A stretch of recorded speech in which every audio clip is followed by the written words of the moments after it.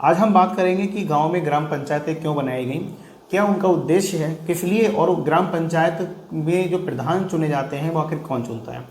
तो देखिए, गांधी जी ने एक बात कही थी, अगर आप अपने देश का विकास करना चाहते हैं तो सबसे पहले आपको अपने गांव का विकास करना होगा, तब कहीं जाके हम अपने देश का विकास कर सकते हैं। क्योंकि भारत जो देश है वो हमारे गाँव से मिलकर बना है। गांव का देश कहलाया जाता है हमारा भारत देश। तो सबसे पहले हमें अपने गांव का डेवलपमेंट करना होगा। इसीलिए संविधान में पंचायती राज अधिनियम भी बनाया गया और संविधान में पंचायत को संवैधानिक मान्यता दी गई।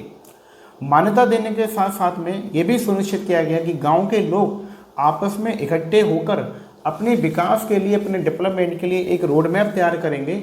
उसके लिए उन्होंने एक ग्राम सभा का भी प्रावधान किया गया।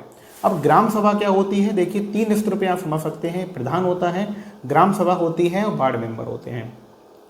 तो एक गांव को कई वार्ड में हम बांट देते हैं कि ये गांव इतना area, 1 ward, 2 ward, 3 ward, 4 ward में, 5 वार्ड, 6 वार्ड, ऐसे वार्ड में गांव को बांट दिया जाता है। तो हर वार्ड से एक मेंबर को चुना जाता है।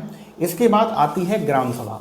तो ग्राम सभा क्या होती है, जिसकी उम्र 18 साल की हो जाती है, वो व्यक्ति वोट देने लायक हो जाता है और उसकी मतदाता सूची में नाम अंकित हो जाता है, तो हम उसको ग्राम सभा का मेंबर कहते हैं।